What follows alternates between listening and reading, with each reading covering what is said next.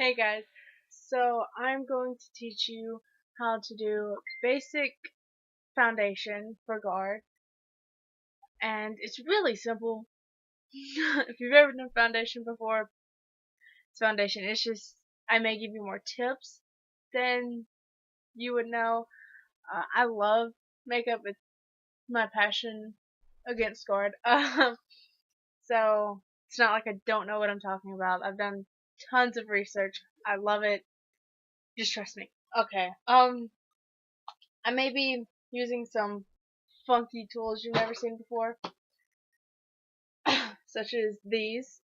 This one was like $5, $6. This was like $6, $7. I love this thing. It's pretty awesome, but not needed. You can use whatever you want. You can use any brand that you want as far as foundation goes. Some that I recommend would be CoverGirl, Outlast, Stay Fabulous. It's a pretty medium to full coverage. If you kind of know what I'm talking about. Um, Maybelline Fit Me.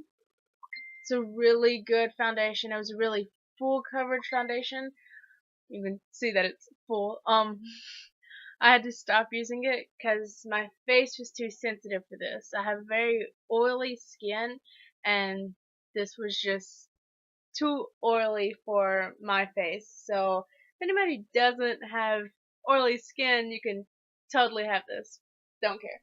Um, what I'm going to be using is the 24-hour Revlon Color Stay. It lasts pretty good. It's a pretty good full coverage foundation. It's these two. Um, they're oxygenized. I think I'm saying that right. So they turn a different color after they stay on your face for a while. They turn darker. So if you can get a lighter color than you're normally used to, would highly be recommended. But I get the lightest color that they have, and it's still too dark for me. Just a pale person. So I'm going to start off with liquid.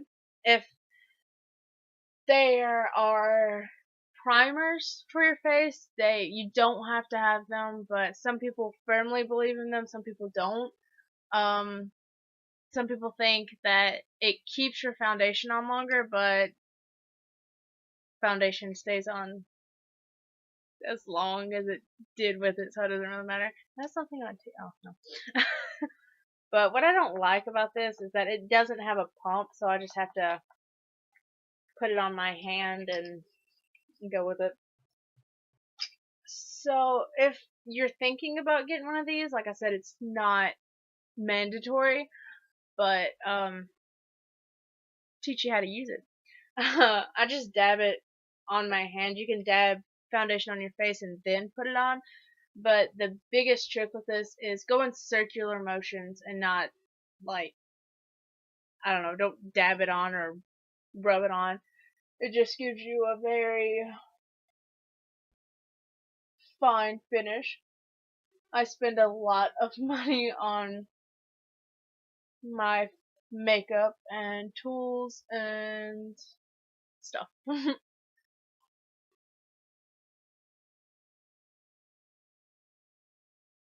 I close my eyes because I don't want the little pricklies kind of poking me.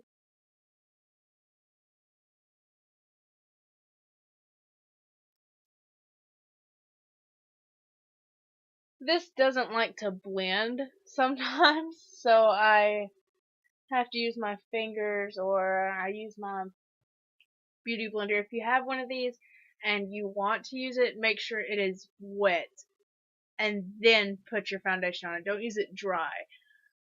Honestly, I'm not sure what the difference is because since I've learned that trick, I haven't really used it because I've been using this. But if you use it, kind of tell me what it's all about. But after you've done your face, go down a little on your neck and make sure you're in your hairline and closest to your ears as possible so it doesn't look like you have a mask on. Okay, after your awesome foundation is done, liquid foundation is done, you don't have to have a concealer. I use it just because I want more coverage, and the reason you'll put on your concealer after your foundation is so you're not wasting concealer. You're not using more concealer and more products on your face than needed, because that's just pointless. You're just wasting your money, basically. But I use Maybelline Master Conceal. It's a little tube like this. I have no idea how much it is. Probably like $5. Yeah, I tell you guys, I use a lot of money on my stuff, and I'm telling you that stuff's $5. But obviously, you can see this. I'm applying with my finger.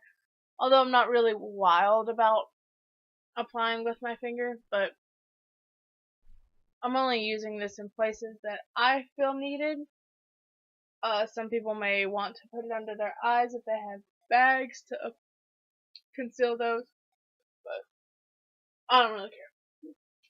Okay, next is, I don't know if I mentioned this with liquid concealers. You can also use BB cream, but it's not a full coverage. I recommend a full coverage to a medium to full coverage for Guard instead of a light coverage, but this is perfectly fine if you want to use it. If anybody wants mine, I don't really use it. But after you've done all of your liquid, you'll need a powder. I use pressed powder opposed to loose powder. I just feel like loose powder is really messy and gets everywhere, and you're more likely to waste it. But I use Neutrogena Health Skin Pressed Powder if you're interested. It's basically like this, and it comes with a little pad. But I use a brush. And when it comes to powder, press it into your foundation. Don't rub it or whatever. Because that's just going to move your liquid under your powder, and it's not really going to do much help for you. So just put your powder everywhere that your liquid is.